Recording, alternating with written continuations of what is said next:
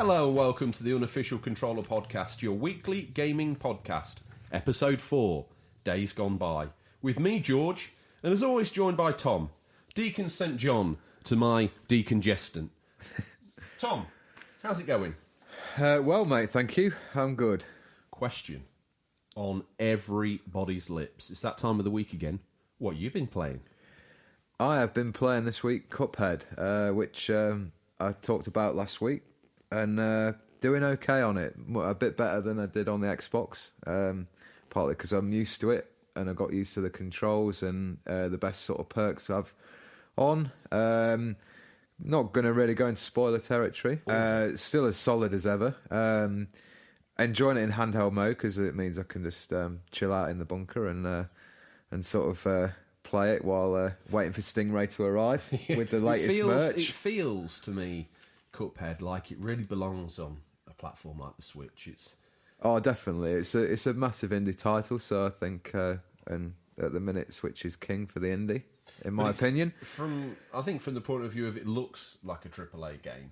Yeah, it does feel like it isn't an indie title in a way because of like I'm not saying other indie titles aren't quality, but it just seems to have a really high level of polish, and I think a lot of times to it, it makes it feel something way more than it is, even though it is a lot of bang for the buck. Yeah, I mean, in some ways you could call it a bit linear because it is just boss battles and a few run and gun levels, but I think the overall appearance of the game, the animation style, all hand-drawn as well. Exactly. Really impressive. Which we talked about last week. Yeah. It ticks all my... I don't know where it's going to cause a few broken switches through the rage quit, but so far so good. Think there is a certain part in the game where you can go and find out how many times you've actually died, and my current tally is about 128. So on the Switch? On the Switch, yeah. I won't give the listeners the Xbox numbers because, although it might make some people feel better about how they are getting on Cuphead. Maybe. It's probably going to make me feel worse. If I ever pick it up, I'm going to be 100 times death just leaving the screen. I would like to try the co-op out, I think. But then, because there's so much going on... Does that mean that I'm going to have to get involved? I think you should. Because there's so much going on screen at once, especially on some of the later boss battles, I feel like adding another person in the mix, like Mugman or Cuphead, depending on which one you want to play as, it's going to make it even more complex. So maybe stick to single player. So last week's Stingrays pick of the week, Stingrays boot choice for your good self. Yeah. You've been having a good play on that. Any other titles that you've pulled out of the woodwork? I went back to Red Dead Redemption 2. What? After, I think it's been out 6 months now. So I miss roaming around the West and, just miss that world. The backlog's probably 3 stories high at this point. Yeah, and yet I go back to Red Dead. I mean, it's it speaks of its quality. Tantamount to its quality, absolutely. But you've already put more hours into that than Arthur Morgan did to his own life in real life. Yeah, a lot of time into that game. I still haven't 100%ed it. Do you ever obtain a rabbit, and then when you skin in game, you skin in real life? I know what you're like. You're very living the game. Yeah, because you ought living to really, the life in real life. It's a shame we didn't have this podcast during Red Dead Redemption because you've gone and got the blanket. Poncho. The poncho. Yeah. The cowboy hat. The cowboy hat. You've got the lantern for popping around your house in the dark. Yeah. Which... In case I just don't want to use, electric. That switch, that plastic that's in the corner of just your room. Get a full tanker of oil and light the lantern. What else have you obtained to back up the Red Dead Redemption cosplay? I'm pretty sure there's something else. Cigars. Usual. The man's balls cigars. Some whiskies. I'm a premium cigarettes guy. I want the cards. Oh, yeah. Don't cigarette forget that. Cards. That's why every time that you get a packet of premium cigs, you got to pop them. This is a PG podcast, so you're not going to smoke it. You're just going to light it and hold it in the air like a gloss stick. And chuck it away. Waft it around and chuck it away. Yeah. Look cool like Stingray. Yeah. Hold it. But this isn't a podcast where you inhale. No, this isn't. And then throw that pack of cigarettes away, you can get a card. If you open one, you can buy another pack. All about the cards. All about the cards. So that's on the range of spectrum of titles you've had available to you, and you promised me an order and you let me down again. I won't talk any more about Overwatch because I know that the rage and causes. I had to check from with you. Stingrays to see whether he could turn our internet off. Just once Oh we got no, the no news. online. Exactly. Oh dear. Go back and pull out a single player, one player title that you can enjoy. Yeah, me and you dabbled in Red Dead 2 online. I didn't think it was that bad considering it was a beta. I think It still is a beta. Well, yeah, I believe so. I think it's got a bit of flack, really. I mean, it's really difficult for people to expect Grand Theft Auto Online in a Wild West setting because you just haven't got that list of vehicles and what makes GTA. I think it was always going to be a lot more of a struggle sandbox. because although Red Dead Redemption saw gangbuster numbers, and we know that it has, I don't feel like the majority of the hardcore GTA players have picked it up. No, probably. I mean, And it's I think done massive that numbers, but Red they're Dead probably Redemption's full of fans of the original game and the second game, Yeah. like you and I, that probably prefer it more for its cowboy simulator yeah, than an online sort of griefing and shooting up everything game. yeah, So when we're playing our little role play of the brothers or whatever it is that the story that we've cooked up, yeah. these hunters, these do-gooders, these Kevin Costner-like stoic-looking dudes. We put far too much backstory into our Way online too characters. much backstory into our characters. Even to the point where I was researching Wild West names for our characters. So we do all that, and then when we get griefed by someone on there, we get very upset, don't we? Yeah, we're like, you're not playing the game how it's meant to be played. Playing it the way we would play it. Get off. Yeah, play like it's real life. Question is, how have our fans and listeners been finding out how they've been finding Red Dead 6 months after launch? Have any of you sort of binned it off because you don't enjoy the online and you've done everything there is in single player, or what sort of things would you like to see in Red Dead Online 2? Any questions? Hit us up. Where can they reach us? Well, questions at unofficialcontrollerpodcast.com, or track us down on Twitter or Instagram and send us one of those sneaky little DMs. Slide into the DMs, yeah. Slide into the Red Dead DM. Start a conversation with us. So, moving on with what I've been playing. Yeah. Rolled straight into Yakuza, didn't Nothing I? else for the pit this week? Nothing to be banished in with Leia and such? Leia? What's that? What is that? It's gone and forgotten. It's Lair. Yeah. The pit of the Lair pit. In fact, that would be... It's been tombstoned into the ground and Paul Bear has taken it away. Steve Austin's backhoeing with a JCB is backhoeing. Good old Stone Cold Steve Austin. Good old Stone Cold. He can drive anything. He can literally Forklift, digger, forklift. cement truck. What are those quad bikes? Cement truck, beer lorry. Yeah. He's driven a beer lorry. Yeah. Didn't he drive something into one of the Is it do they call it a Zamboni? What? That like the thing they clean the ice with in ice hockey. Oh yes. Back in the 90s, he drove that in, didn't he? Well, if anyone knows what that's actually called, they need to get in contact and let us know. So, we digress, but I should have rolled straight into Yakuza 1, like I said I would do, and I did do that, but boy, I need a palate cleanser. So, as promised, and as posted up on the social feeds, I got myself stuck into a bit of 24.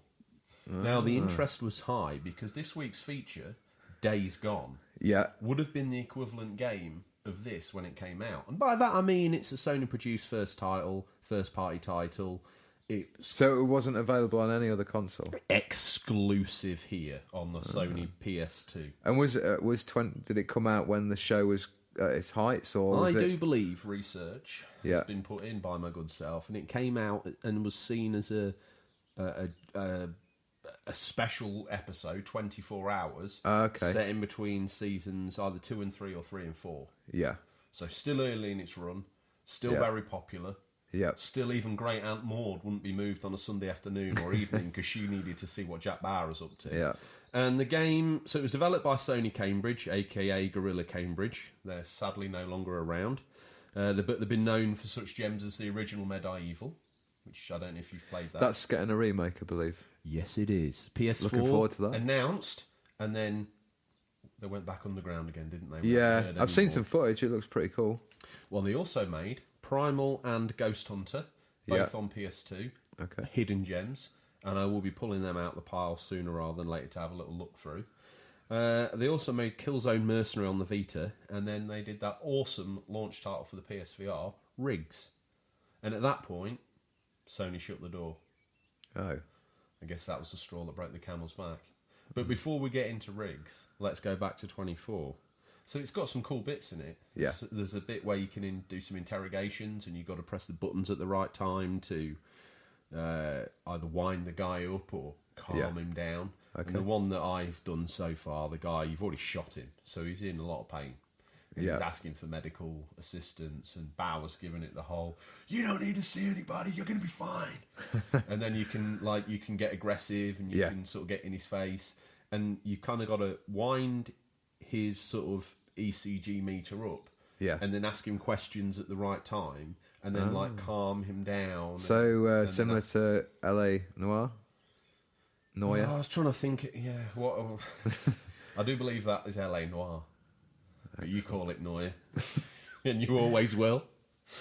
Tomato, tomato. Noir, Noir. Tomato, Noir. LA Noir.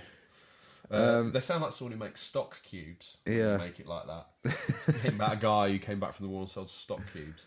The where were we? So we did the interrogation. I don't know why I'm wasting so much time on a game that's literally over 10 years old. But is it even retro? Is PS2 retro? I don't know. I just feel like it's the poor man's Listeners, console. what do you think is classed as retro? How far back? Where is the line in the sand drawn? And does anything previous gen? So PS3, 360, is that retro now? Well, I feel like... Doesn't seem that way. Is the line for retro drawn in the sand, and it's a constantly moving feast, as in every year you include that other console that's now another year older? Or is it like, whoa, hang on a minute, NES, they're retro or vintage, this is just a console that you buy down the charity shop, and that's it. I mean, is that it's where cool, I'm like GameCube, PS2, and Xbox Original. Xbox, It doesn't seem retro enough, does it? Oh, come on. But you're the man for retro, so... I don't know about that. Well, anyway, if I'm the man to go to for retro, I've pulled up an absolute stinker in 24. So that was the interrogation bit. Gunplay is also... It's okay, but it's a little strange. To make you feel... I've watched a few documentaries on YouTube about the making of the game. And they feel compelled to make you feel like you're really badass. They gave you these auto aims, which is from the get-go, they're on automatically in the game. So as soon as a baddie, appears, boom, up this massive zoomed-in thing goes, and you can literally pick off body parts with this sort of crosshair slider. Similar to Fallout, like locking onto the body. Was it the VATS system? It's real time. It's not okay. slow, it's real time. It doesn't slow it down or anything. No, okay. But that's okay, and it does make you feel like you're clearing out the bad guys, but then you get to a point where it doesn't lock onto the one you want. Yeah. And it locks onto something ridiculous. Right. Or there's a guy literally a foot away and you can't lock onto him. Or you walk round the corner and the bad guy's been hiding round the corner from you, and you both end up mashing melee and just sort of looking like you're dancing together. You know, what's that Men at Work, the safety dance? It looks like you're both performing the safety dance. Jack Bauer Dance Simulator. That's what it's like, 24 the Dance Simulator. And then, but the thing is, while all this is going on, for the era, it looks exquisite. Like I say, it's an HD, because the PS2 can output a 480p, if that's classed as HD. And they even managed to map like a really open, not an open world, but an open world driving area. You've got to get from point A to B. And that looks great, but because it's 24, you're up against a time limit. You've got to get from point A to B. It's like not a race, but a race against time. Yeah, and it just feels a bit false and fake. Yeah. If that game had been developed today, I think it would be absolutely awesome. They weren't brave enough in the menus as well. It's still got the clunky start, resume, whatever when you start a new game, instead of it just being previously on 24 and going into your save. It's like, boom, new game, load game, settings. You know, seamless. Exactly. Not the word. It feels clumsy. But we're talking about a game that predates maybe some of these ideas and sort of changes. But we don't like always doing scores out of 10, but what would you give it? Oh my at the God, minute. I mean, you've climbed off the fence. So what I would say is, if you're a fan of 24, and I should imagine, as of this episode going live, there's probably about one person that's still into the series. If you're an avid fan of it, I would say you probably, for the story and the bits and bobs it ekes out, I would say you'd probably give it a 7 to 8. If you just want to, if you're just a retro gamer who's not looking for a complete collection of any console, and you see 24 for any more than £1.50, leave it. Anything less than that, pick it up. Yeah, It's have a dabble. Have a dabble. Why not? You spend Why more on a not, yeah. coffee, right? Yeah. And if you pour your time and effort into 24, you're going to get at least 8 to 10 hours of gameplay out of it. So, there's more expensive ways of having fun for 8 hours. Our coffee's pretty cheap though, because Stingray brings it. Nest Castle. Nest Castle, I know, but something tells me that's a mixture of like Vietnam War amphetamine Napalm. mixed with Oxo To get the colour in. to get the colour right. No, once it's kicked in, no one questions it. They just keep getting more and more. Yeah. No one understands why. Why does this breath smell of beef? The Bunker Boys, we love it, don't we? Yeah. So, Tom, it's got to that time of the Yeah, week where we need to- we've been over on the green screen. You've been Yeah. keying in. I've been keying in. The thing's been running a little hot, but it's not been on fire. No, But Tom, steady this week. tell me about how Switch has been working out at the gym. Yeah. So, the news for this week, we're starting off with Switch outmuscles PS4 in Japan, plus some rumours of a new model. Switch is already set to outperform PS4 in the coming months, having only been on sale for 2 years. The Switch has been on fire in Japan, has drawn very close to selling 8 million in its native territory. That's big numbers. Yeah, that's impressive. And in Japan as well, it's obviously performing well. Now, this ties in very nicely with the question from the dedicated listeners out there.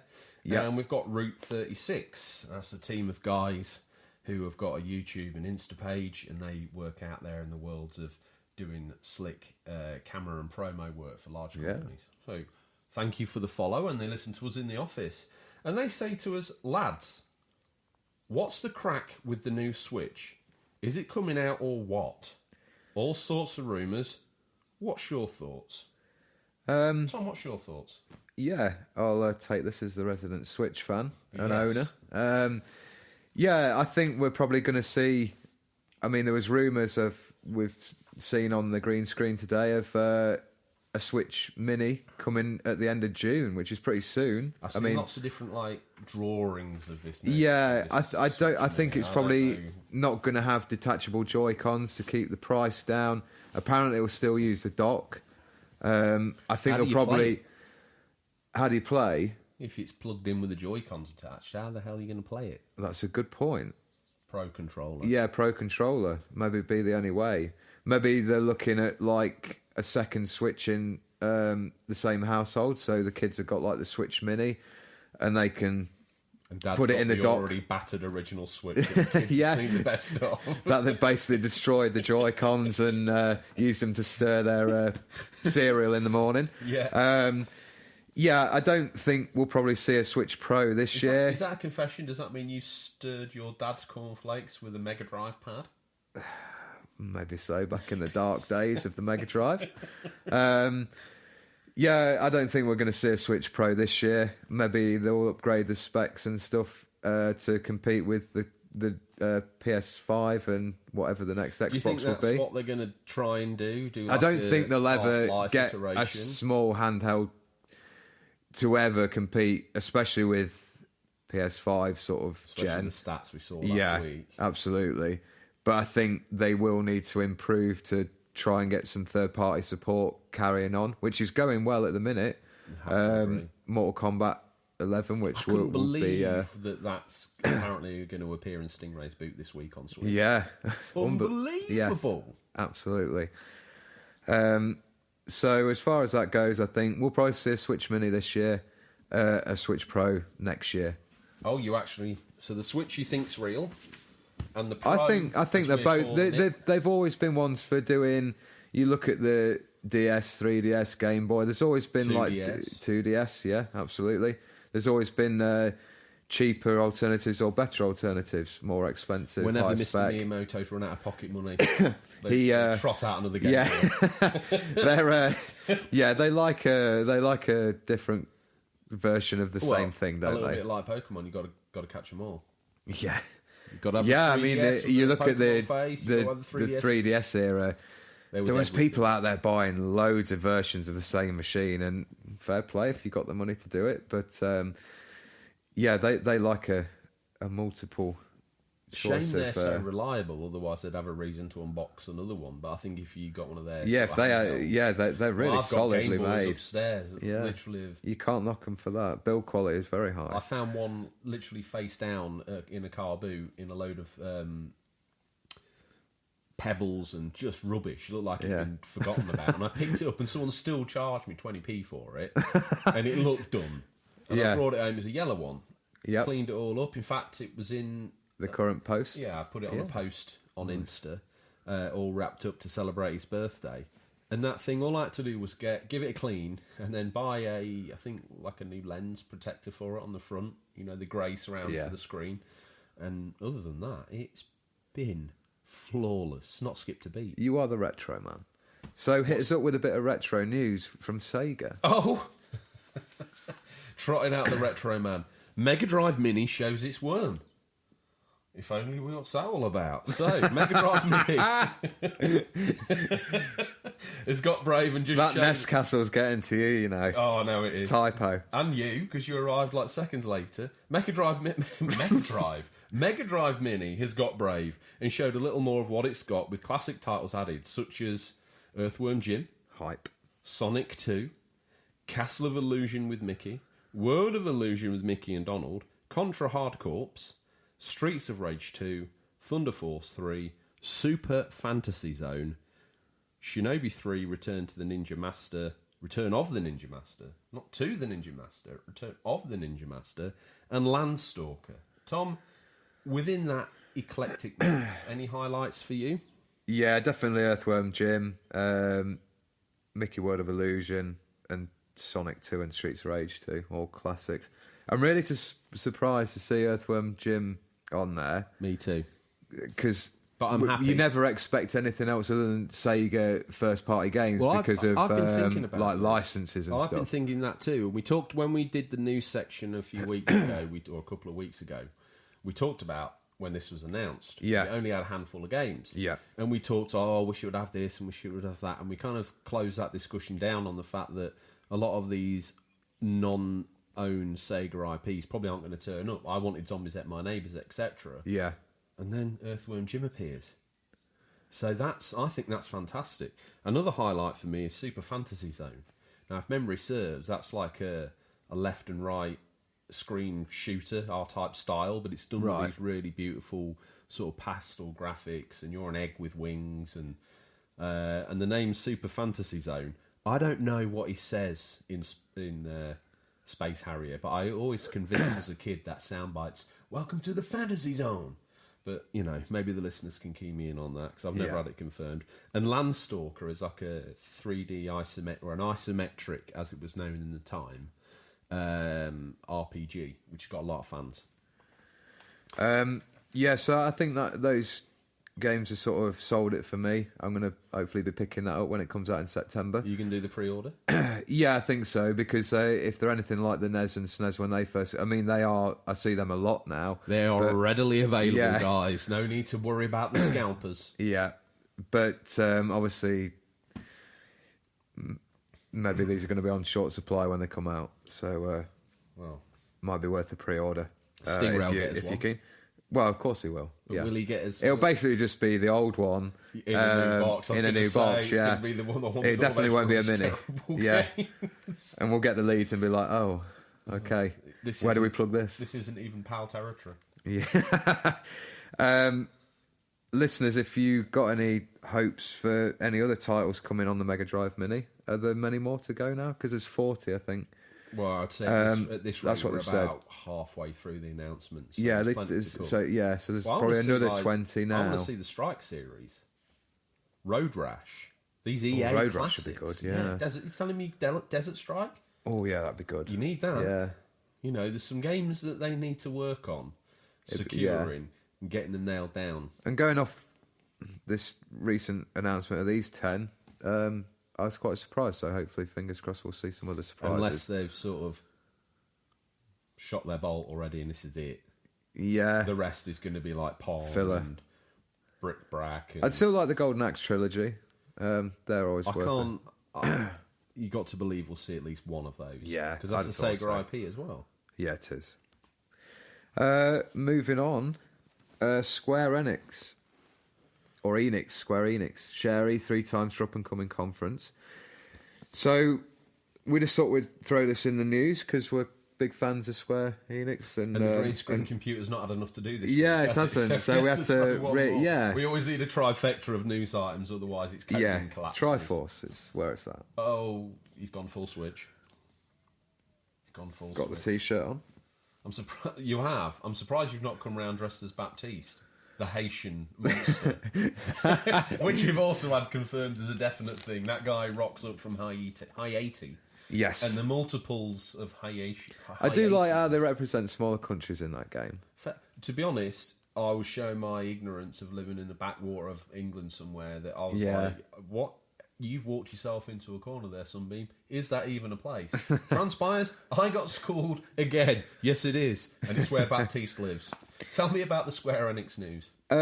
So they've given their conference schedule. It's going to be on June 10th, obviously at E3, 6 p.m. Pacific time. What's that translate for us over here? Why would you even do that to us? Take your socks off. I'll take mine off. Let's count up. Pacific time. So it's about 6 hours behind New York, and we're about 8 hours behind New York. So you got it. Like 16 hours or something. So literally nearly a whole day behind. Yeah. I'm really hoping to see Final Fantasy VII Remake. See a bit more on that. Has it been cancelled? We don't know.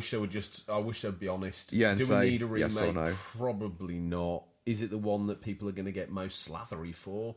Like, of course it is. Everyone's got a lot of I've never played 7, so that's why I don't play it.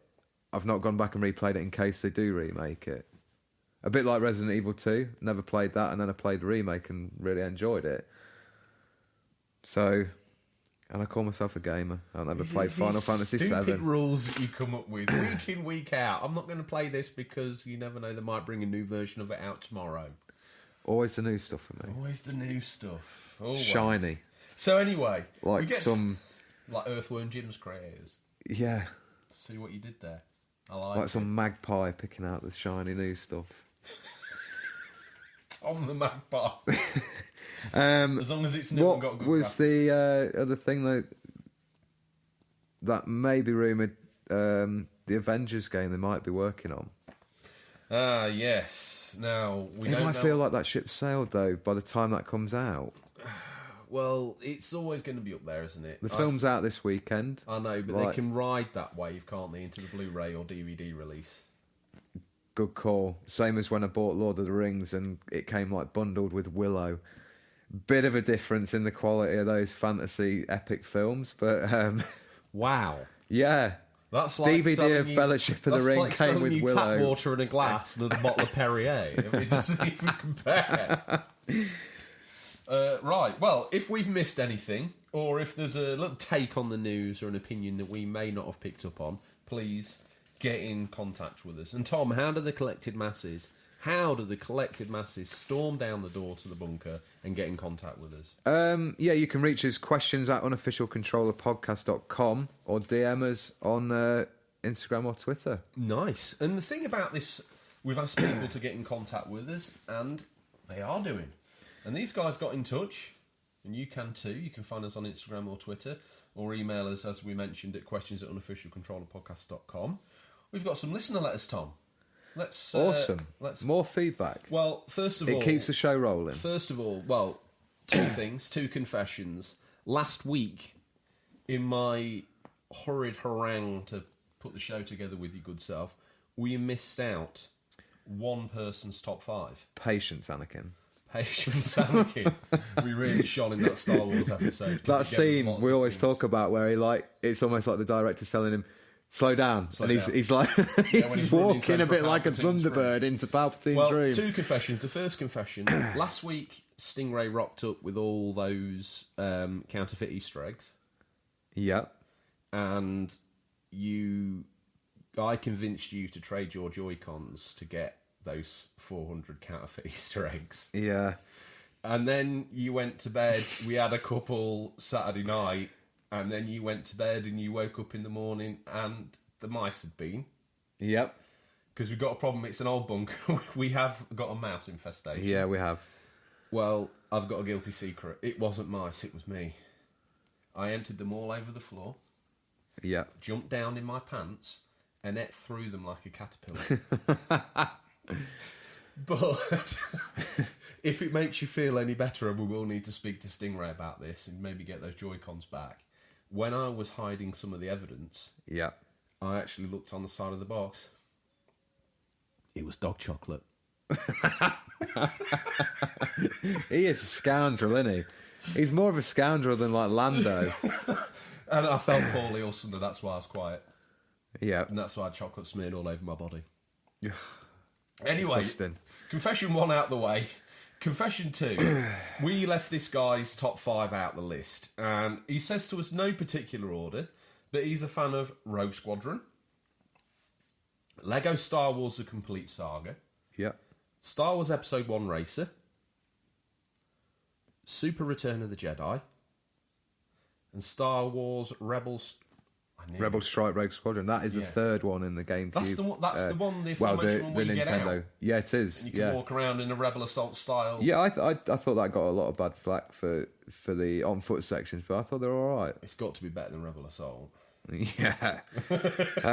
So yeah, thanks for that, the Bearded Gamer. That's good of you to get in touch. And Is there a bit more housekeeping, George? a little bit more before we launch into the listeners' letters. Well, these are listeners' letters, obviously, but just to finish the Star Wars housekeeping, video game. I'll start that again. Video gamecation. So it's like a National Lampoon Vacation. vacation. We would call it a holiday here in sunny old Blighty sunny Blighty Hole, whatever we call ourselves, wherever we're from. We just know we sit in a darkened room. We know no more than that, really. So video gamecation, all one word. Him and his son over on Insta, they're listeners, and they've also got a YouTube page, and they chimed in with their thoughts on Star Wars games and also last week's news, PS5. I think Star Wars for the 32X was way ahead of its time, says Video Gamecation. And Battlefront 2 on the PS2, I still have. Question: what the hell is 8K? Seriously, how do you jump from 4K to 8K?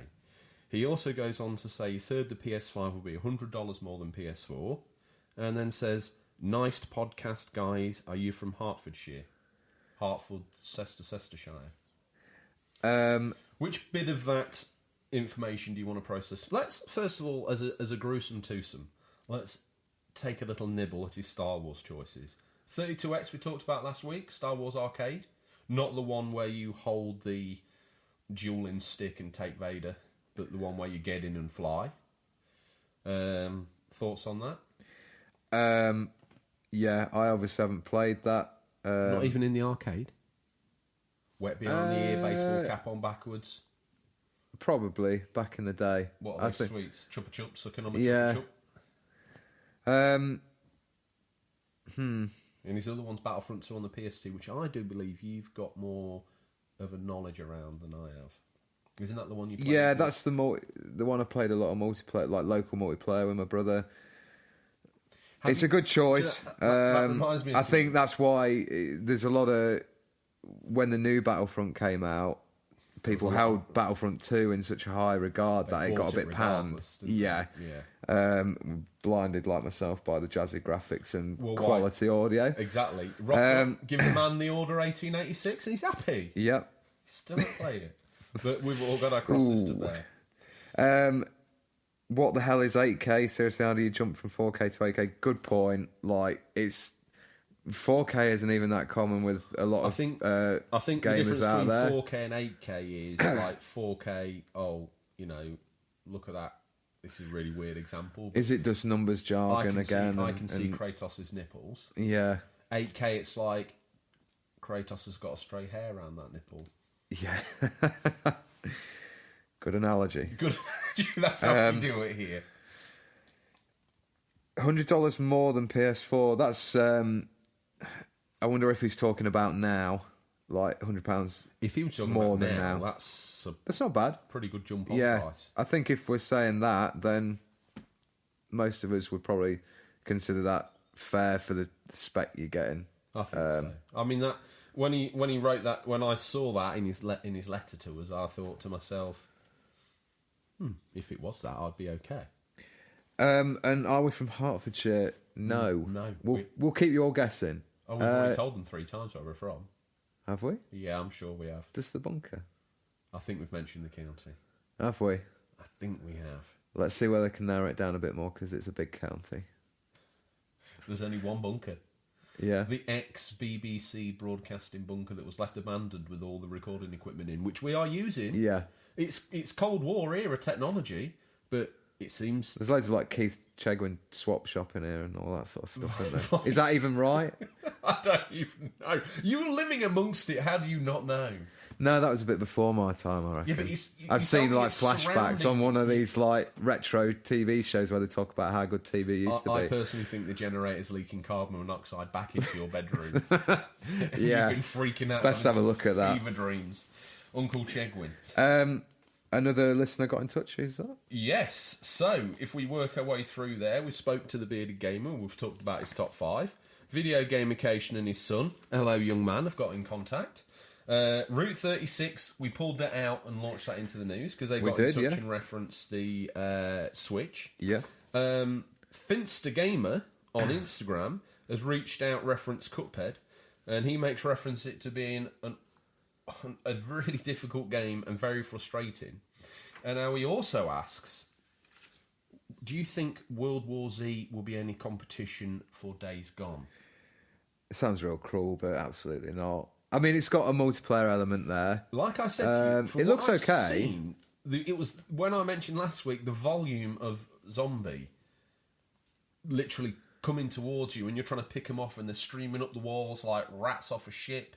They're coming up the walls, and you like literally there as you knock one down with a bullet, another one's right there to take down again.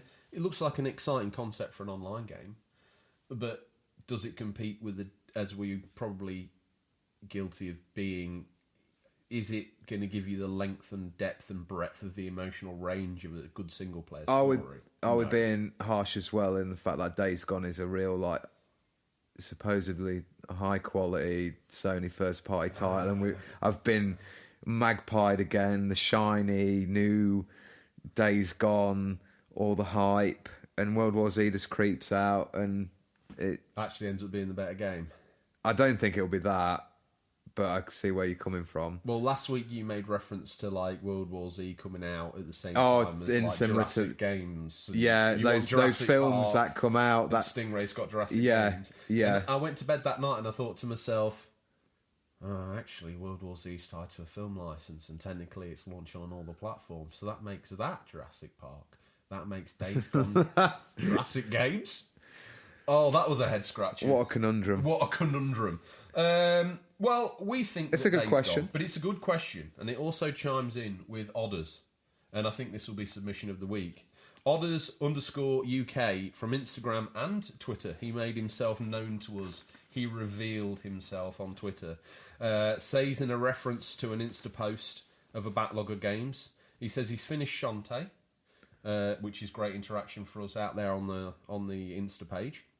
Yep. And in addition, I'll put my teeth in because they were falling out. Can't decide whether to get Days Gone or World War Z. Well, thank you for the question, Odders, and how best to try and answer that than feature of the week of the show, the feature of the week. Now, we've gone all in because we know that we appeal to a range of gamers out there. We've got the Nintendo boys with their Switches, and we've got the PC gamers with their teraflops. And the Xbox players with their Blu-ray player. With their... Say sorry now.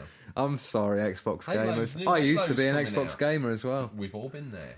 Yeah, And we've all had dark times on a probably console and gone, we'll go where are my there. games? Where are my games? I think E3 they're going to blow it out of the water anyway, so I'll be eating my words. Like we said, Bill Gates has remortgaged his house for this. Yeah. This is big time.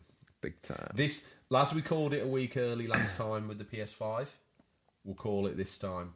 They're gonna blow the doors off of E3. Every single add-on you can We'll throw imagine. that out there, especially as Sony aren't there. The ball's in their court. They can... Although I did read, and we should have put this in the news, there's a VR specific E3 announcement area, and they're going to be doing announcements for PSVR, Oculus, Vive, and some of the other makes a headset out Interesting. there. And apparently it's big news. Big news. That's where you heard it first. Maybe they'll throw a Sony State of Play out at the same time as E3 just to be kind of look at us. Exactly the same time as a Microsoft show. Ooh, I don't think that's a Ric Flair low blow territory. That is. He's tempted you down. He said he's sorry, and he low blowed you, the Ric Flair style. So let's get into the meat of the show, the Days Gone feature. I'll start off with a couple of little bits to round us out on Days Gone. Developed by Sony Bend, its previous games most famously include the Siphon Filter series, but they started with Bubsy 3D, and after Siphon Filter they worked on the PSP Resistance and Siphon Filter ports, and made the fabulous, and if you haven't played it, you really must find a way, Uncharted Golden Abyss. I need to play that. You need to play that, especially if you've played the others. Yeah, I've played the other 4. And if you want more action from the Uncharted world, it is a really great place to go. Published by Sony Interactive Entertainment, obviously, and its directors are John Garvin and Jeff Ross, and it's to be published April the 26th, 2019. Tom, straight off the bat, tell me your thoughts and excitement for Days Gone. So did we say it uses the Unreal Engine 4? Oh, we haven't got to that. But yes, it does. Now, I've got a question for you. You're Sony. Yeah. You've invested quite a lot of money into yourself, and one of your studios has come up with an engine that enabled them to make Horizon Zero Dawn. Also comes up with an engine that enables the man from Metal Gear Solid fame and his new studio, Hideo Kojima Productions, to pull out Death Stranding. To pull out the woodwork Death Stranding in a very short space of time, as far as an incubation time for a game's concerned, and yet they let Sony Bend chug along with the Unreal 4 engine. Yeah. Strange choice. What's that all about? Yeah. What do you know about the Unreal 4 engine? It's commonly used, isn't it? It's almost like an industry standard thing for a lot of companies. Oh, here we go. What is it? It's the Nescafe, it's the Hoover, it's the Ford Transits of game engines. Yes, reliable, sturdy.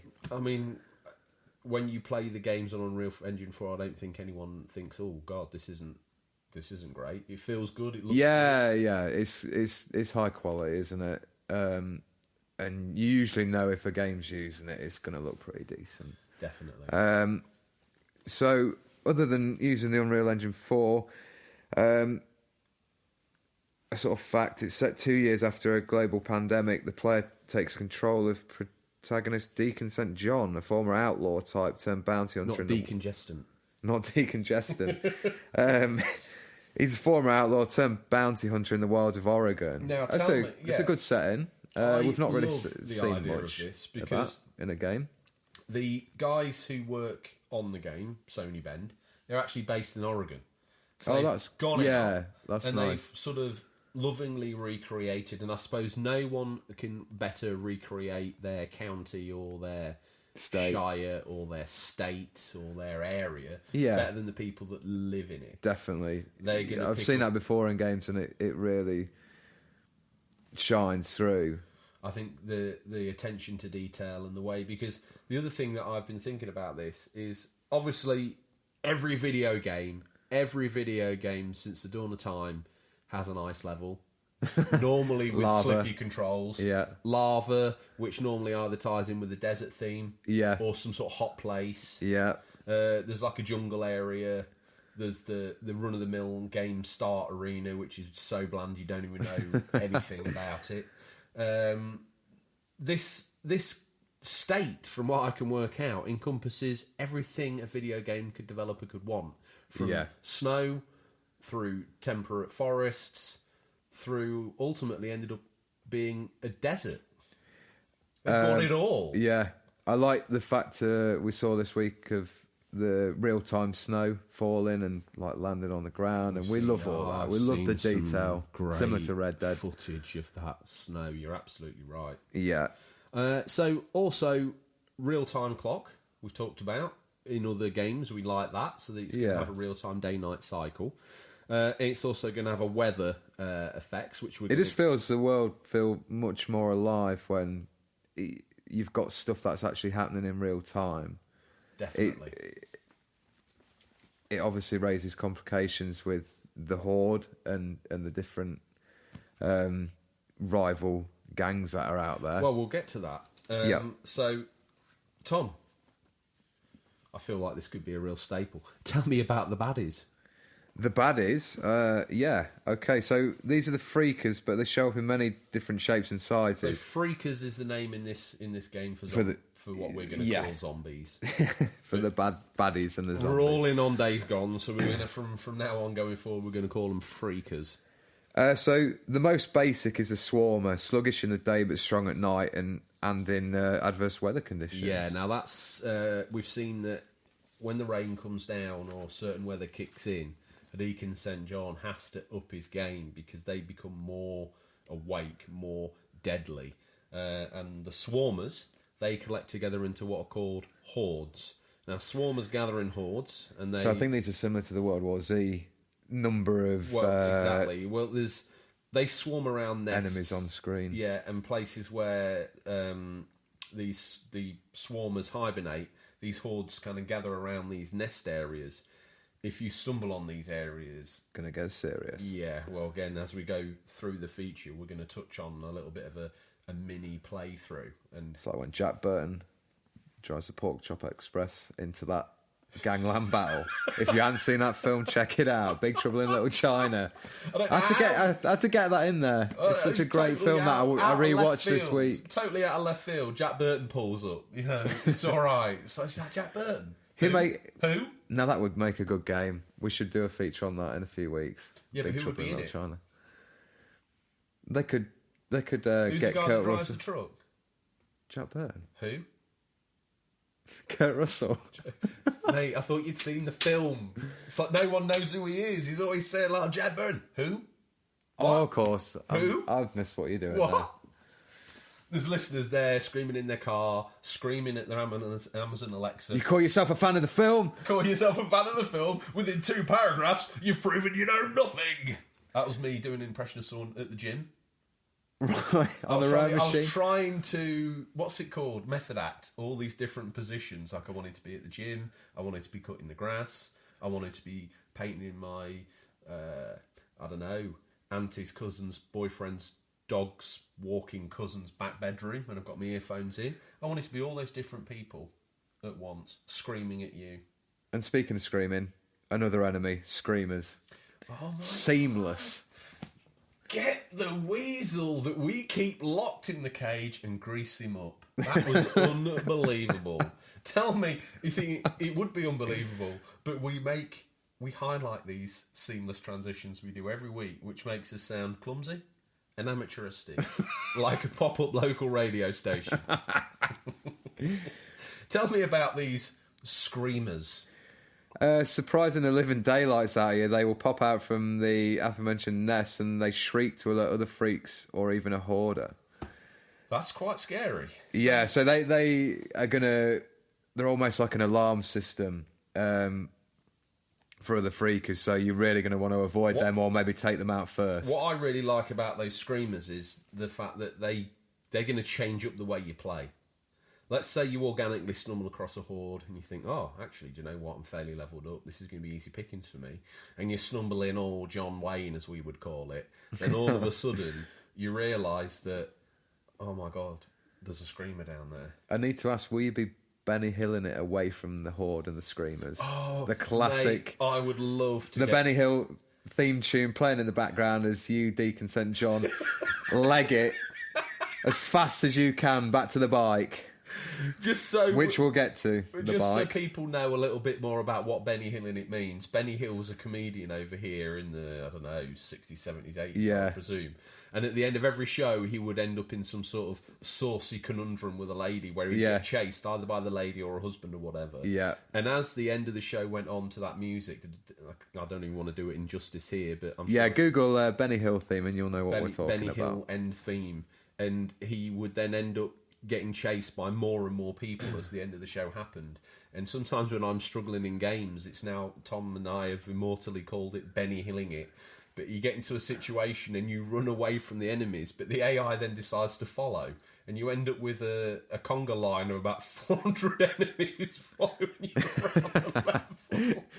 Listeners, we really want to see some editing skills of Deacon St. John when the game comes out this Friday, of you running from the horde. Set to the conga music. Set to the... come and do the... Yeah. I want that. Yeah, we want to see it. And the biggest conga line you can organise. The second one here, I want to talk about this one. Okay, yeah. Another variation of the freaker called the newts. Now, Tom... What the hell are they? I have never even been so terrified. These are infected children stroke teenagers. Oof. And we've all seen, like, freaky kids in horror, and we've all been sort of terrified by these. These things kind of just stand and watch. They don't immediately interact. They kind of like, sometimes if you leave a building and you thought to yourself, well, that was a bit weird. If you turn around... And they're just there. And they're just kind of there looking at you from an upstairs window or from the roof, or, you know, you turn around, you think, oh, I've done all that building, you get out and you turn around, and there might be like 3 of these things just sort of stood watching you in the front garden. I mean, the hairs on the back of my neck are standing up. Yeah. That's the sort of thing that freaks me out. And what I would say about those newts is, do not underestimate them. If you get too close, they will cause you some issues. Tell me about the next. Creepy, they are. Yeah, very creepy. So, the last one from like the freaker side of things. These have been kept very under wraps. I've not seen any footage of these. Maybe a tiny bit the other day in the trailer. So breakers, these guys are massive, and we recommend you don't go anywhere near them unless you have an advantage, sort of a good height view of them and sort of sniping positions. One of those classic gaming moments where you've got to kind of trap them down in a lower tier while you can just put rounds into them, because these things are bullet sponges. They're just going to soak up all the hard. And make sure you got the weaponry equipped for that job. Animals. Animals are out there too. There's animals, range wolves, bears, and then infected variants of these animals who will also hunt you down, which is equally... It's a dangerous world out there. Well, the world is designed to get you. Tom, who else is out there has a baddie dad? Tell me about the last we've got the dad. baddies, humans, of course. No. Yes. The real baddies of the real world. As in all things apocalypse, it's the humans that will cause you the most harm. Driven to desperation, they will ransack your base or steal your bike, so be careful. Yeah, that's something that So obviously they're going to have the intelligence of a human. They're going to be able to do things that the freakers are not. The freakers are sort of a mindless horde. Yeah, they're the thing that you kind of drill through, and I think the human enemies in this game are the ones that sort of pose you the most Hopefully challenge. they've ramped the AI up for them a bit, and they're going to cause you a few more sort of different situations, which is cool. It's nice to have a bit of variation in there. So we talked about the world. This game's been in development for 6 years, and it's changed a lot during this initial phase. But most importantly, Sony Bend have worked really hard to blend the transitions of the gameplay, so you can like sneak into a camp, and then you can sort of switch to then an all-out action phase, deciding you want to then light. This is your game, so you don't have to give it the stealth. You can just wade in there. I would recommend the first option being stealth every time, and then probably so. As always with me, when your stealth cover's blown within 30 seconds, you can light the place up like traditional. And the screamers just scream the head off. And I'm looking forward to the screamers about as much as I am a return of baby Mario in what's it called, Yoshi's Island or whatever it is. My God, that child. So it all starts 733 days gone. See what they've done there. That's where the title got its name from. That's a little fact I didn't know. I didn't know that either, but research will work it all out. Since the initial... So that was the 733 days after the initial outbreak. We catch up with Boozer and Deacon. We didn't touch on Boozer, did we? He's your best friend. He is. The man with a penchant for head tattoos. Yeah, also a fellow biker, yeah. Are they into mountain bikes or are they into... I think we're talking Harleys and Triumph, maybe. That's a more British bike, but still out there. They might have some affection for that. Yeah. So, William Gray, or as we know him, Boozer. We also didn't mention Sarah, your presumed dead wife. Is there more to her than we realise? Question mark. I think with the amount of cutscenes that are apparently in the game, it's going to be quite a in-depth story, and I'd say she's probably going to be quite a main focus of that. Well, I think that what you'll retrospectively learn is that she knows more about your current predicament in the sort of flashback scenes, and that becomes more apparent as you go through the game. It's like your girlfriend is more intrinsically involved in this than you realise. Yeah. So Boozer and Deacon have been surviving by cashing in on bounties from various camps and factions. And at the very beginning of the game, we kind of meet them on their latest misadventure on the hunt for a man named Leon. They happen across a bloody scene, and the game begins proper from there. We're introduced to Deacon's bike. The Drifter bike, as it's known in the game. And it's one of those classic, easy to use but hard to master. I love those. Me too. Because you get on it, you feel everyone like feels like the bad man riding the bike around, but... The good bad man. The good bad man. Yeah, the good bad man. And a top tip here that we've picked up on is the gentle use of obviously this bike controls with R2 and L2 as accelerate and brake respectively. Good choice. Going back to the Dreamcast, it's the only control setup to use for a vehicle, especially on a motorbike, because then you can feel like you're right up in it.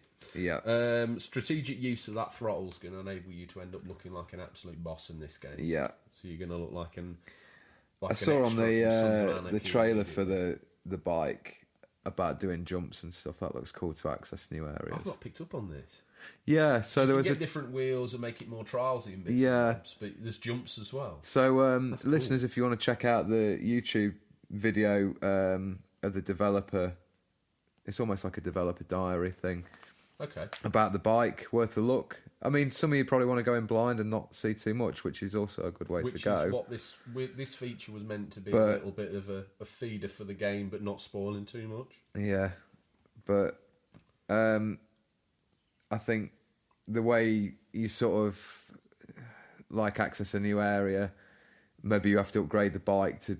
I think that's how they said you having to upgrade the bike. The classic that's game one thing I haven't seen. Design. Like what locks off this area from that? Yeah, it's going to be I think upgrades. It sounds like it. Yeah, which is cool. Get ready for this. Giving it the big Steve McQueen on the jump. You can upgrade your bike, and you do that through. When you're out in the wild, freaks and humans can be stealth killed by pressing triangle, and also like most recent games, you can click R3 in to track enemies. You know, and we've talked about it already. Yeah, Red Dead Redemption 2. Yeah, definitely. I think there's an element of hunting and tracking in Horizon Zero Dawn as well. Yes, there is. Yeah, and it's a cross between those two. Now, while you're in this mode of like preparation and sort of oversee, you've got a set of binoculars you can use up on the D-pad.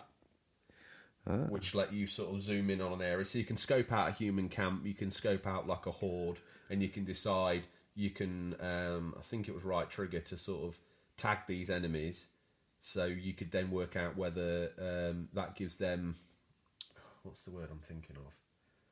You know, like in Metal Gear, you get the exclamation mark on their head. So like the alert. The alerting to you how sort of visible you are to them.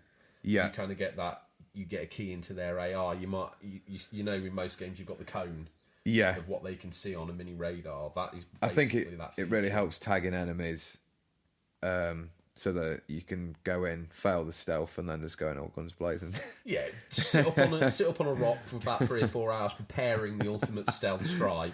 Trip over a twig and then just shoot everybody dead. It happens often with us. That's the unofficial controller way. Yeah. Sit up on the All rock, those turbo buttons, it's easier just to go blaze down, your way turn through. them all on, put the pad down, make a brew. Yep. Come Does back, camp clear. Platinum.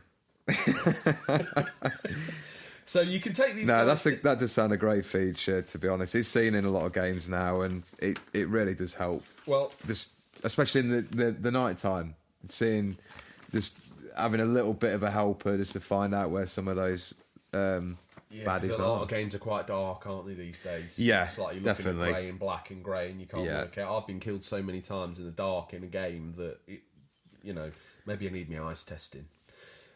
So it's in these situations where you're preparing and you come across hordes of freakers, and that can mean anything from 300 upwards. Wow. So we're talking, and that's anything from.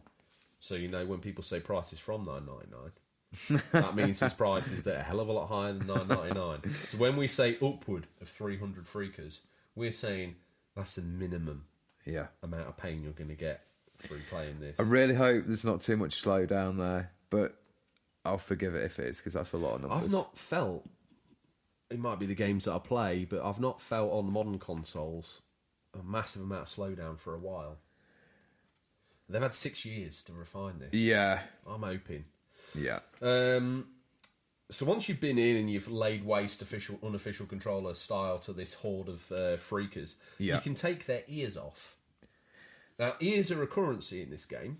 Wow. That's right. Because of how hated the freakers are, if you can bring evidence to the camps of the freakers' ears, not only will that help sway that camp's general opinion towards you in a more favourable way. That was a long sentence. Never felt like I'd pop out the other end of it, but I finally I did. They can also then be used to get extra bits for your bike, and that's how you upgrade the bike in the mechanics that we've seen. And there's one thing here. When you've been through one of these ordeals, you better hope on the way out there's rain. Because would you believe the rain actually makes it harder for the enemy AIs, and these are the human beings, to track your footprints. But, and there's a big but here, all of the freakers level up in their intensity in adverse weather conditions. Rain, snow, nighttime. That's the perfect trifecta for the freakers to be at their most deadly. So although there's going to be times where you're like, oh, please let it rain, because there might be like a few humans coming towards you, if you then turn around and saw a horde through the next bush or over the next hill or in that next valley, and it's raining and it's nighttime, you are in trouble. And as we mentioned before, the world in this game is super deadly. You can find yourself getting out of a situation and then stumbling across an even bigger situation. To me, that gameplay loop sounds amazing. I can't wait to get my hands on this. Yeah, that is cool. Definitely. Anything else that you want to mention about the game?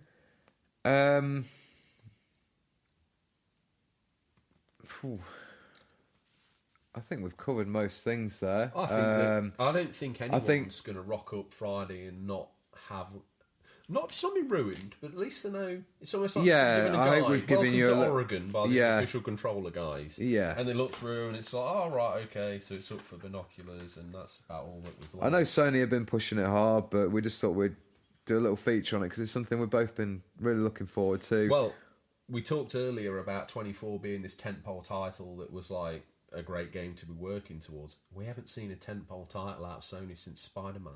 Yeah, that seems like a long time. It's been a long time. This is the next big exclusive roll of the dice this generation. And they have been nailing it with them, so high hopes. This title's been up and down. It's been on, it's been off. It's been all over the place. It's gone gold. It's coming out this Friday. Yeah. Are they hyping it because they're excited, or are they hyping it because they're nervous? I think, by the sound of some of the developer diaries, it sounds like they've got real passion for the project, and I think it's going to be the excited scale of things. and I'm allowed out the bunker for 4 days to play it. Got some time off. Are you taking time off? Yeah. Have you cleared that with the government? I'm borrowing the Bluebird, the Nissan. Oh, he's going to sneak you out under a duvet, is he? Yeah. Does that? And well, he's not very happy because I'm going to see Avengers Endgame, and he's like, "What's wrong with my copy?" I watched that 6 months ago. Did you? Yeah. No spoilers for me. Hey, look, listen. All right. When you realise that Thanos is actually in real life Robert Downey Jr.'s dad, there's no.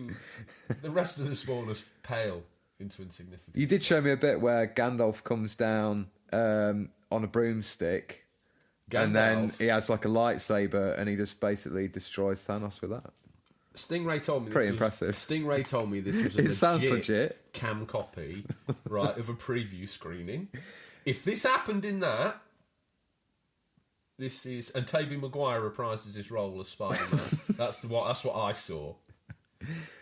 So, with that dancing scene thrown in for good measure. that's how he.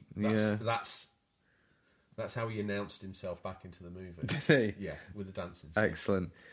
So yeah, I'll be taking the Bluebird, and So I get to play a Stingray copy of Days Gone down here in the bunker. Yeah. Which more than likely is probably going to end up being a 40-year-old copy of Gauntlet 2. And well, I'm excited to know, is that? I think he's getting here now. Here he is. I hope he's not running that engine dry. He doesn't like putting the engine oil, does he? He doesn't like putting the engine oil in. He's put a few clutches out as well. And as he climbs discreetly out of the vehicle, like only the village pirate video man can, he stealthily slips around the back. And we turn to the listeners and we say, it's time for a peek in what I affectionately call Stingray's boot. What's nestled between some counterfeit nappies, a dodgy couple of Battle for Endor this week, the aforementioned copy of Avengers that I've worn the wheels. He's got out some of. good double denim this week as well. If you want like denim jacket, stonewashed denim jeans, he's your man. Some people would actually argue that Stingray's sort of basic, most naked form, you know, in a video game, like when you do create a character, they're there in their Y fronts or whatever, and bad clothes. If Stingray was a created character, you couldn't take him down any lesser levels and just denim. Yeah. That's him naked. That is his skin. That's like his skin. Like a iguana or something. Like the brute courses through his veins. He is a warrior of the 80s, isn't he? He champions that lifestyle day in, day out. Well, the question that we've got to ask the listeners is, are we trapped in a bunker in the 80s, or is Stingray a visitor from the 80s? And we, through the medium of the internet and the green screen computer, actually travel forward in time and get this information? I think we go off-piste. Stingray's looking bored. He's looking at his watch. Tom, these are the new release highlights for the week April 22nd to April 28th, 2019. They're out either digital or physical, or will be by the time this podcast's in your feed. But it could be region-dependent. Tom, dig in. What's the first thing you've got there? First title, Jupiter and Mars on the PS4, comes out April 22nd. This looks cool. This looks like an Echo the Dolphin game. So I've heard, yeah. Dive into a neon seascape as a dolphin with enhanced echolocation powers and an AI partner takes you into a world transformed by water. Solve puzzles, hunt for treasure, meet legendary sea creatures, shut down the remnants of mankind's legacy and bring the bleached underworld water back to life. Wow, that sounds cool. And from what I've seen, looks like the game I really enjoyed, which was the Echo the Dolphin on the Dreamcast. So I thought that was a good game. I never realised they had an Echo the Dolphin on the Dreamcast. Missing out. I wonder if it's on PS2 as well. I know it didn't probably in that Xbox. era of like where they got a few Definitely. Dreamcast games. You need to try that out. What else we got, mate? Well, let me have a little rummage in Stingray's boot. I've got this. Oh, it would be, wouldn't it? Dragon's Dogma Dark Arisen on the Switch, April 23rd. The critically acclaimed RPG Dragon's Dogma Dark Arisen combines exhilarating and deep combat with the freedom to explore a huge open world. Enter the high fantasy setting of Grancis, a land where fabled monsters such as dragons roam, Choose between 3 different starter classes known as jobs, which you can further develop for a total of 9 unique classes. Use the deep combat system to wield devastating skills and magics to attack on fabled monsters or climb onto them for an up-close and personal attack. As for Arisen, you are joined on your adventures by followers known as pawns. That's a nice way of speaking of your friends and family, isn't it? The pawns in my life. I sacrifice them. This unique gameplay system not only allows for you to be joined by up to 3 of these AI companions and take advantage of their assistance during combat and exploration, but to exchange pawns with friends and other players online. This is getting worse. Each pawn's appearance can be designed with a detailed character creation system, letting you share your customised companions with the community. Oh, that was a mouthful. Tom, what's next? Up next, we've got something that, despite Days Gone coming this week, Mortal Kombat 11. That has interested me.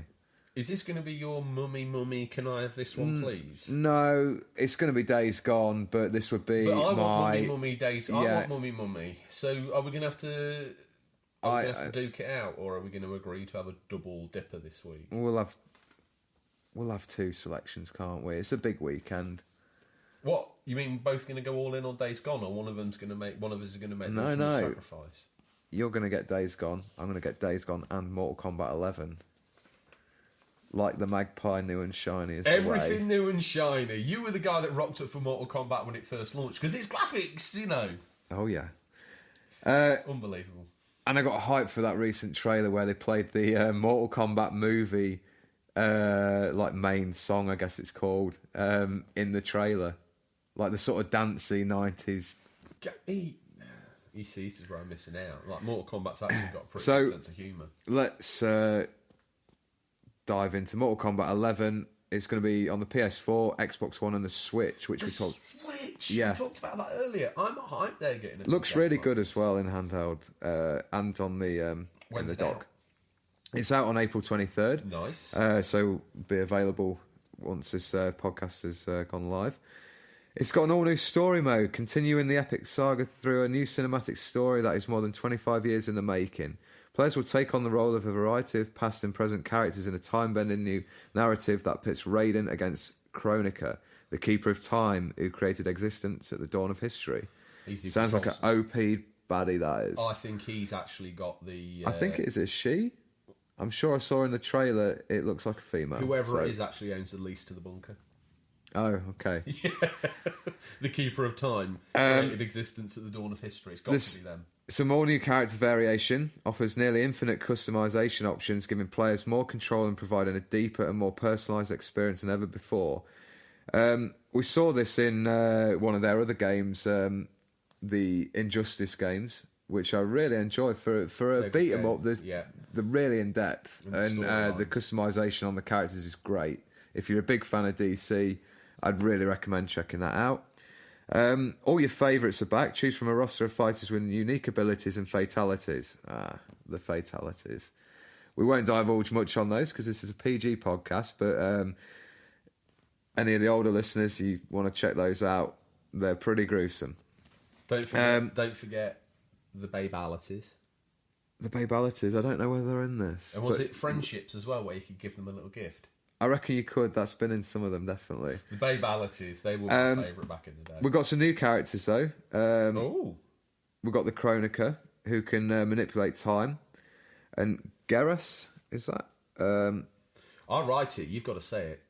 That's right. Yeah. He's a powerful and loyal servant of Kronika. Along with the fan favourites, including Raiden, Scorpion, Sub-Zero, Sonya Blade... Johnny Cage, Baraka, and much more. Sub-Zero we've discussed. I think there's going to be like different variations of them because of the time travelling aspect of the story. So we're going to get them from like Mortal Kombat 2? Yeah. Maybe. What we got next, mate? Oh, well. You're the big Switch fan this week. I am like, tell you what, get out of the way, clear me away, because I'm making a beeline for the Switch. While you're out in the Bluebird, a little bit like when you slipped off to sleep the other day and I gorged on that dog chocolate. While you're out, I'm going to gorge myself on the Switch, and I'm going to have a little myself look at SteamWorld Quest, Hand of Gilgamesh. It's out for the Switch, April 25th. Triumph. The only thing about this that makes me feel happy is I've just looked down at the next title and the blurb that comes with it, and I'm like, oh my God. Thank God I'm not reading that out. So, Triumph. Done me up like a kipper. Triumph. Oh, that means I get... Oh, brilliant. Triumph over evil with the hand you're dealt. SteamWorld Quest is a role-playing card game you've been waiting for. Lead a party of aspiring heroes through beautifully hand-drawn world and intense battles, using only your wits and a handful of cards. Sounds like Stingray. Take on whatever threat comes your way by crafting your own deck, choosing from over 100 unique punch cards. What awaits you is a luscious treasure chest filled with gold, dragons, vivid worlds, magic knights in shining armour, as well as XP. Turn-based battles and all that good RPG stuff. It really does sound like a line I've written.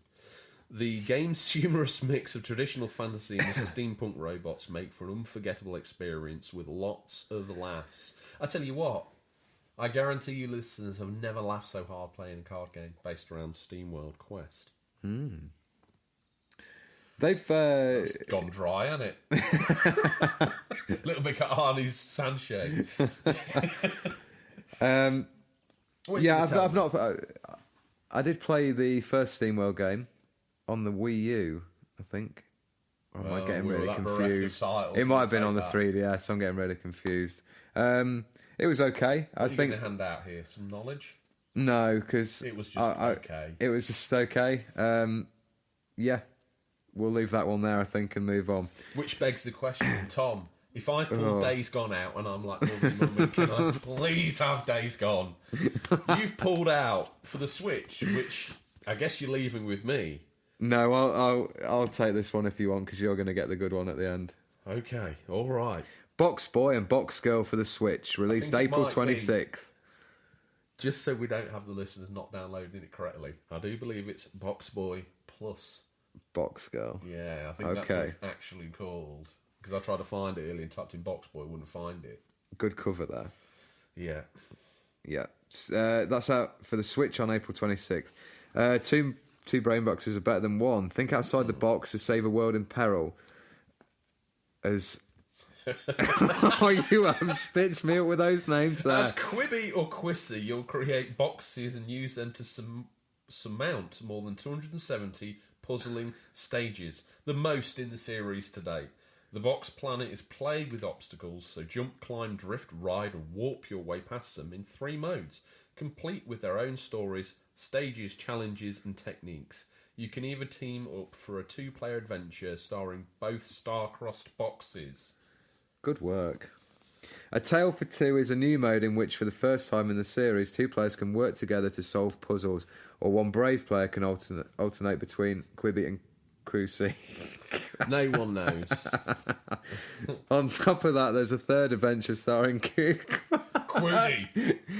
Oh, these names. The tall one. Guys? The tall one. One of these ones that swapped bodies with Kirby recently, or have I just made that up? I don't know. Have I had too much dog chocolate and I've dreamt it? We're really struggling with this one, aren't we? As you beat the stages, you'll uncover more, and if you're efficient, earn medals you can use to score everything from boxy accessories to simple comics to helpful items at the in-game shop. Got your eye on a sweet sailor costume? Then try Balloon Challenge. If you get all 10 balloons before the times are run out, you'll score extra medals. Quite why they felt the need to dump that balloon story on the end, I don't know. So, Mummy, please, this week, can I have the pick of the week from Stingray's boot, Days Gone, on PS4, coming April the 26th. I see a lot of you guys have already started the pre-download. Ready I haven't even got it pre-ordered, and I'm worried I'm going to rock up on Friday and have my day off ruined. Mate, will it sell out? There's 2 copies in the back of Stingray's boot. What? Yeah, but I'm not having his counterfeit one. You know it's going to have a load time of something like a Commodore 64 game. That's Look, we've played some of the best titles we've getting from Stingray. I've already seen Avengers. I know Gandalf comes down, and I know Robert Downey Jr. breaks character and goes full on out and admits that he is Robert Downey Jr. And that's when Thanos comes down and he's like, son, I'm sorry. Like the big Star Wars reveal type thing. Again, spoilers for a 30-year-old film. That'll be the first time you've dropped the father bomb. The third time for me. So tell us about the little bit of release information for Days Gone. Days Gone, PS4, April 26th. Ride and fight into a deadly post-pandemic America. Do you have the skill and nerve to survive the horrors of a broken world in this massive open-world action-adventure? Step into the dirt-flecked shoes of former outlaw biker Deacon St. John, a bounty hunter trying to find reason to live in a land surrounded by death. Scavenge through abandoned settlements for equipment to craft valuable items and weapons, or take your chances with the other survivors trying to eke out a living through fair trade or more violent means.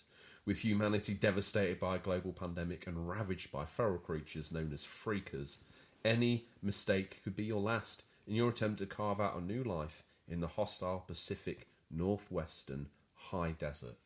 Tom, as far as blurbs go, that makes Box Boy plus Box Girl sound a little boring. It does. Are you hyped for that?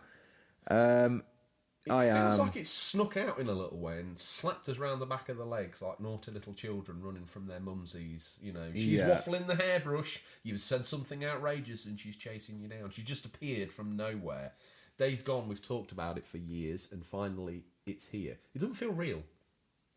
Is that why you've not pre-ordered it? It's just sort of come out of nowhere. Yeah, Although I was kind of like destined for April the 26th. It still leapt out the shadows like a stingray and poked both your eyes out. It has. I think you'll get a copy in Asda. Yeah, it's always a safe bet, but I can't get my trades there, can I? Oh. Stingray does a trading scheme, but it's just not fair. Well, you know, He's offering like 50p for Red Dead Redemption 2. that's twice as much as you get in CX. But if he is from the future, maybe that's all it's worth. yeah. You got to think he's robbing charity shops to get titles for us that are long gone. Yeah. Days gone. Days going further gone.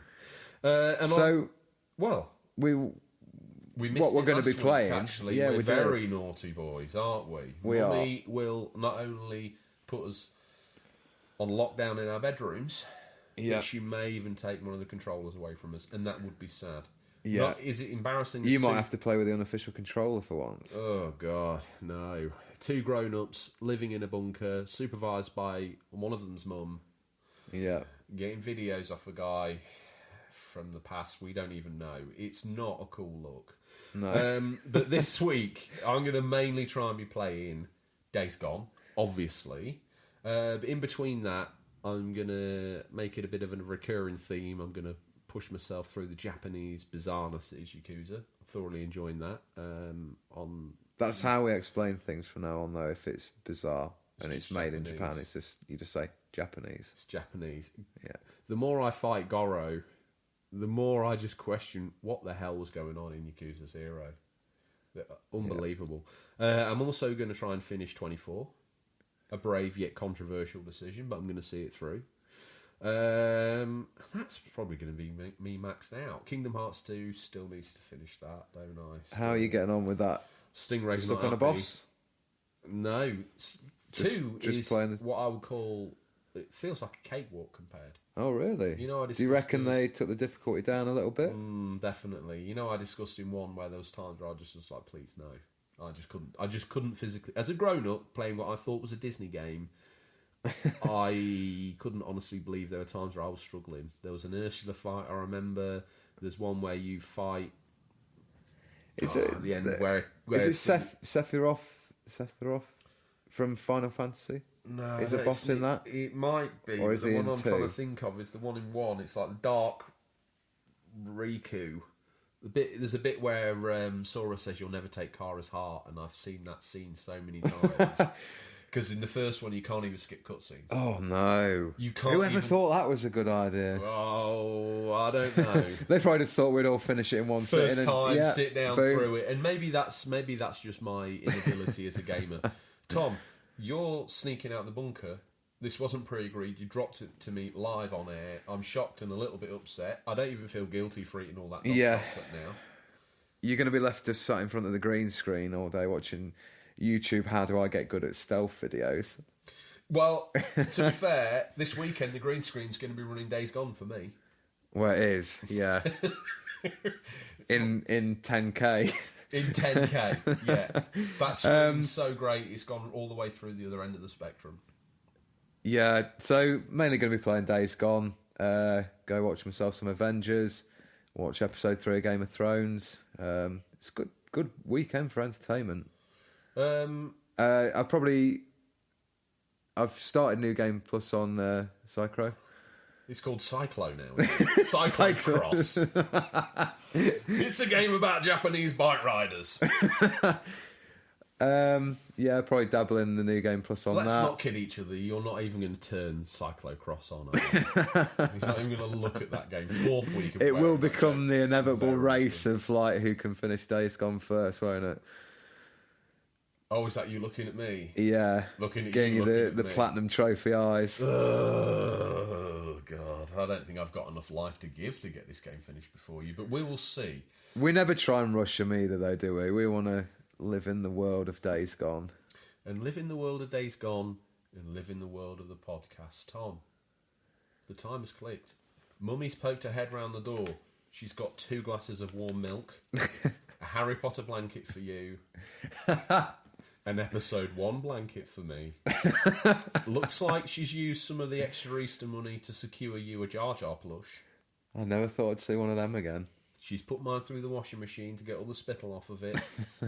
And that means that's all we've got time for this week, listeners. As always, thank you for your time. We look forward to the pleasure of speaking to you again next week. Until then, happy gaming. And remember, there's nothing wrong with being given the unofficial controller. It's what you do with it that counts. Take care, Tom. Cheers for now.